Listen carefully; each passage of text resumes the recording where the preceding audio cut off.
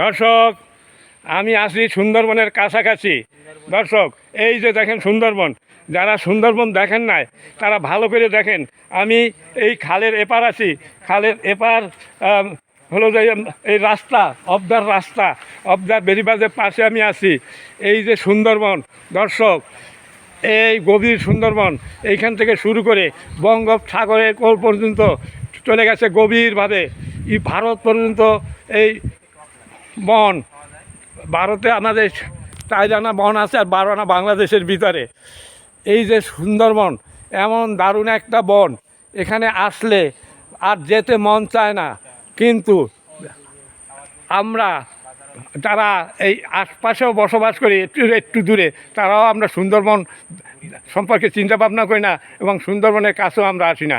কিন্তু অন্য অন্য রাষ্ট্র থেকে সুন্দরবন দেখার জন্য বাংলাদেশে চলে আসে লক্ষ লক্ষ টাকা খরচা করে, অথচ আমরা যারা এই বাংলাদেশে বসবাস করি তারা এই সুন্দরবন দেখতে আসি না।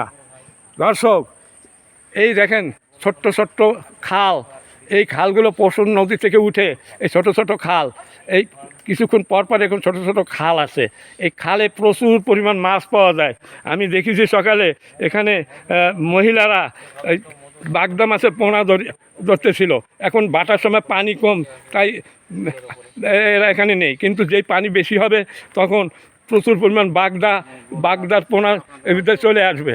আর এই খালে, এই ছোটো ছোটো খাল, এর ভিতরে প্রচুর পরিমাণ মাছ ওঠে। এই ছোটো ছোটো এই খালের ভিতর দিয়ে উপকার হয়েছে, ছোটো ছোটো এই দেখা দর্শক, ওর ভিতরে কুমির চলে যায়। আর এখানে দেখেন দর্শক, এই যে কেওড়া গাছের আর অভাব নাই। কেওড়া গাছ, বাইন গাছ, গোল গাছ, এই দেখেন প্রচুর পরিমাণ গোল গাছ এখানে। এই আপনারা এসে থাকতে পারবেন এবং সুন্দর দৃশ্য উপভোগ করতে পারবেন। অনেক কটেজের ব্যবস্থাও এখানে এখন হয়েছে।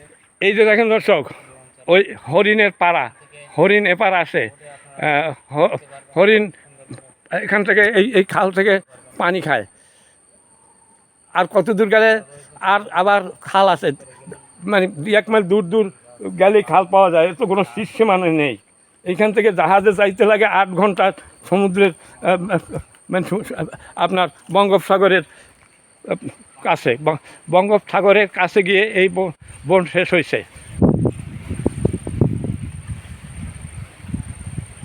দর্শক, দারুণ সুন্দরবন, দারুণ। আমি অনেকবার সুন্দরবনে আসছি, অনেক ভিডিও তৈরি করেছি, কিন্তু আজকের এমন জায়গায় আসছি খুব দূর, সুন্দরবনের একেবারে সে গভীর, মানে দূরত্বে চলে আসছি।